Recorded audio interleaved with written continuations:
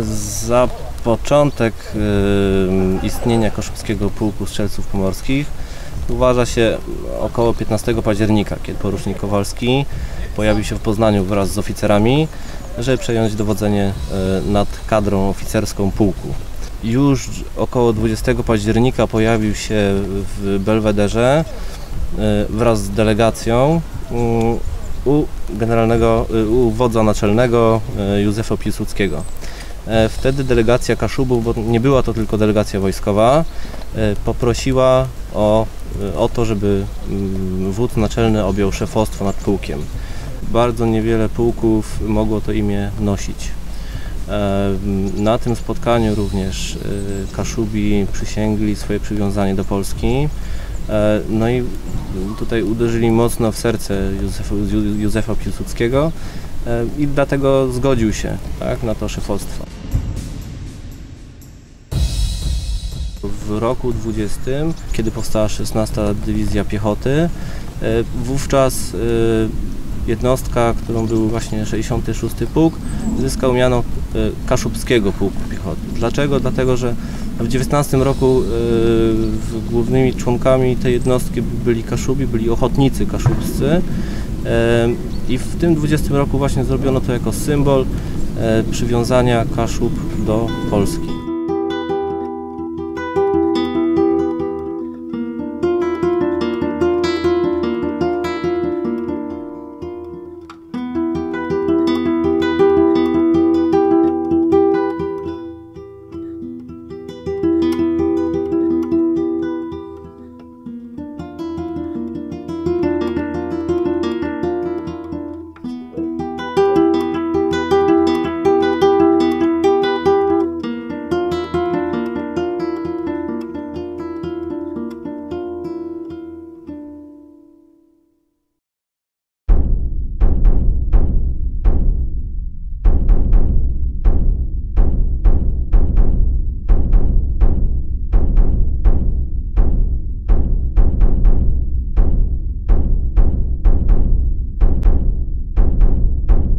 Pierwszą bitwę, jaką stoczył nasz pułk w wojnie polsko-bolszewickiej, była bitwa pod Bobrykami. Bitwa ta zakończyła się sromotną klęską wojsk sowieckich. Walka była bardzo zacięta. Rozpoczęła się ona od tego, że patrol zwiadowczy wysłany pod dowództwem chorążego Jana Hirsza natknął się na maszerujące kolumny 216 Pułku imienia Lenina. Patrol podprowadził pułk pod nasze karabiny maszynowe i rozpoczęła się całodzienna bitwa.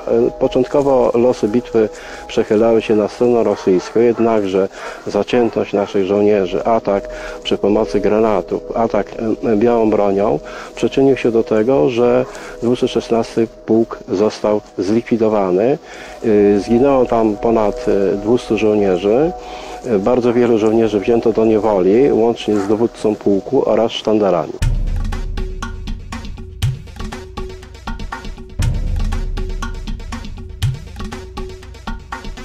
Czym walczyli?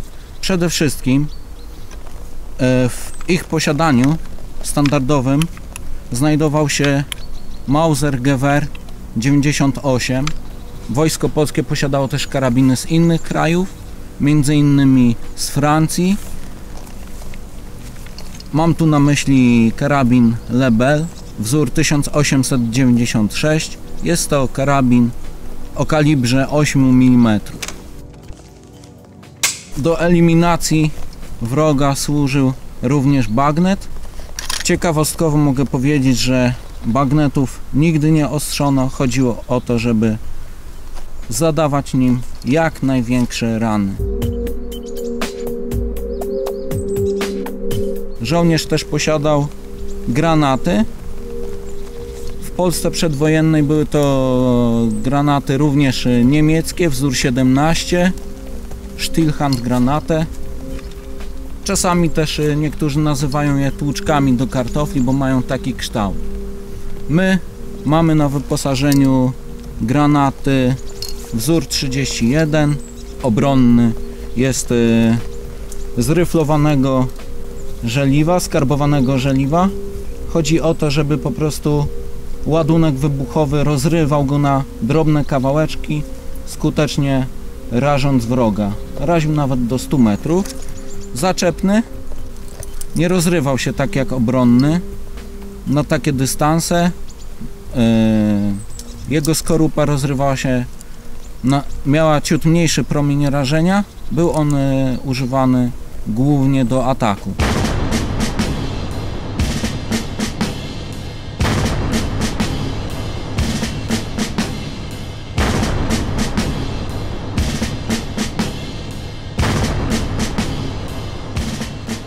...66. Pułk Kaszubski był świetnie wyszkolony. Zdobył to wyszkolenie w armii pruskiej, a armia pruska, jak wiadomo, potrafiła szkolić żołnierzy skutecznie.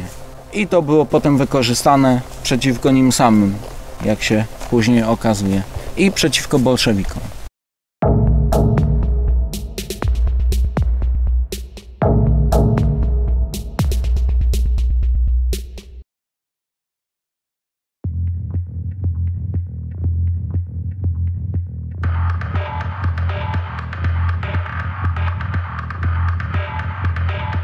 Reforma w latach 30. ujednoliciła to wszystko i tym samym stało się tak bardziej wszystko czytelne, a przedtem wiadomo, odzyskanie niepodległości po kolei każde sorty mundurowe to jest to, co było dostępne. Żołnierze nie mieli, na jednej kompanii na przykład każdy mógł mieć inny rodzaj broni, inny rodzaj spodni. Nie było tak, że bluza i spodnie były tego samego wzoru. Po pierwsze barwa, nieco inny odcień. Krój też różnił się od tego, nie było klap na piersiach z kieszeniami i były wyższe tutaj kołnierze.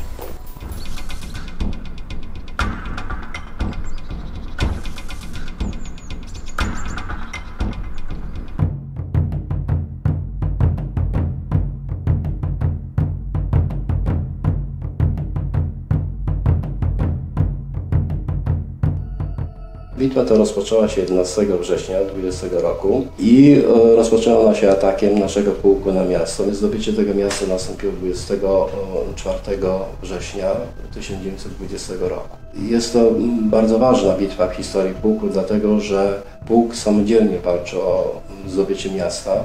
Miasta położonego na lekkim wzniesieniu, otoczonego kanałem królewskim, otoczonego bagnami, w trudnym terenie do zdobycia.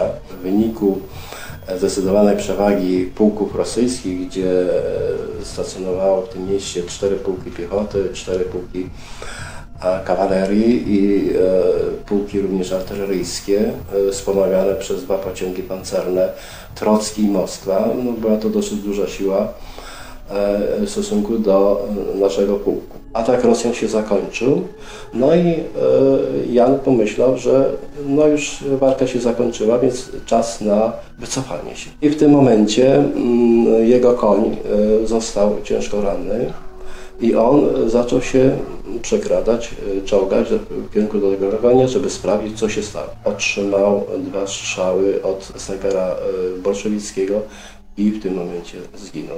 To, co czynił w bitwie pod Żabinką, w bitwie na Zakoru Bugu czy Bobrujkach, został on oznaczony krzyżem Virtuti Militari. Jan szczególnie był wrażliwiony na sprawy związane z ochroną w czasie pola bitwy. Każdemu żołnierzowi wpajał, że ty musisz się chronić, ziemia cię uratuje. I trzeba powiedzieć tak, że w momencie swojej śmierci postąpił wbrew tej zasadzie, ponieważ lekko się osłonił i to było przyczyną jego właśnie śmierci.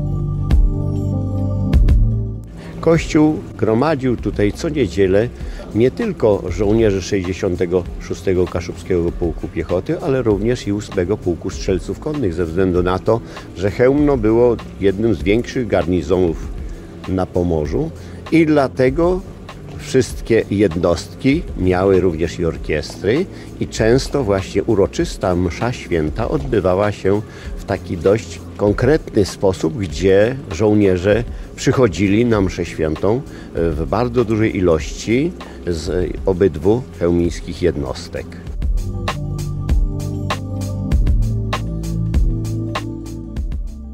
Historia 66.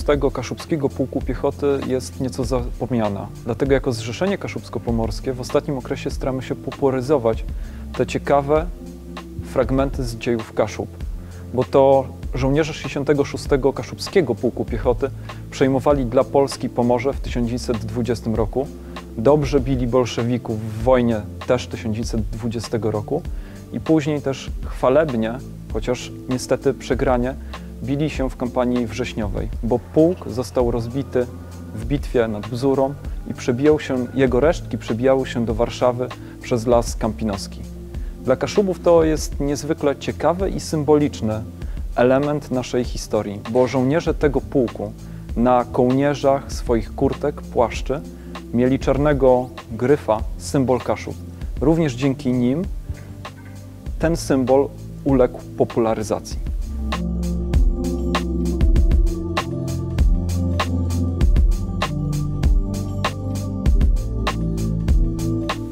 Obecnie jest moda na różne rekonstrukcje. Wiele młodych ludzi z Pomorza, z Kaszub przebiera się w mundury obcych armii. Dlatego nam, jako Zrzeszeniu Kaszubsko-Pomorskiemu, zależy na tym, aby młodzież na Pomorzu, na Kaszubach dokonywała rekonstrukcji, przebierała się w mundury polskie, w mundury związane z naszym regionem. A na pewno historia 66. Kaszubskiego Pułku Piechoty, jeżeli tylko zostanie tej młodzieży przedstawiona, może być dla niej inspirująca i ciekawa.